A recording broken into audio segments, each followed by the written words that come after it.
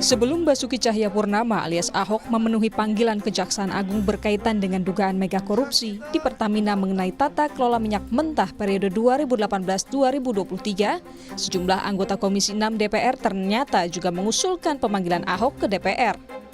Ini disampaikan anggota Komisi 6 DPR dari fraksi PDI Perjuangan Rieke Diah Pitaloka saat rapat dengar pendapat bersama Dirut Pertamina Persero. Namun, Wakil Ketua Komisi 6 DPR RI, Andre Rosiade, menolak memanggil Ahok lantaran dianggap hanya numpang pamor di kasus yang tengah diusut Kejagung. Ada nggak dia bawa data ke aparat penegak hukum? Nggak ada kan? Ngapain dipanggil?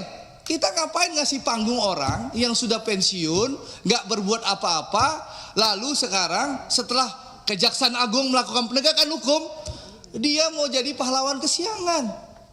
Kalau dia punya data, harusnya dia jadi komut, dia bawa datanya ke Kejaksaan Agung, ke KPK, atau ke kepolisian. Itu baru kerja pengawasan.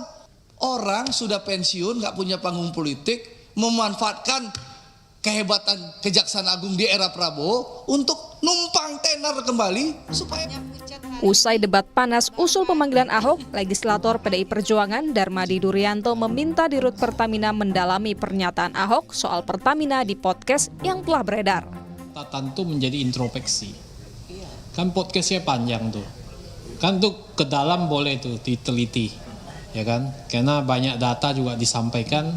Nanti Pak Simon bisa menyaring semuanya. Saya pikir Pak Simon kan wise ini. Ya, bisa menyaring semua. Basuki Cahayapurnama atau Ahok menjabat sebagai Komisaris Utama PT Pertamina Persero sejak November 2019 hingga 2024. Belakangan dirinya mendapat sorotan setelah mengkritik keras pengelolaan Pertamina dalam perbincangan di kanal YouTube. Tim Liputan, Kompas TV.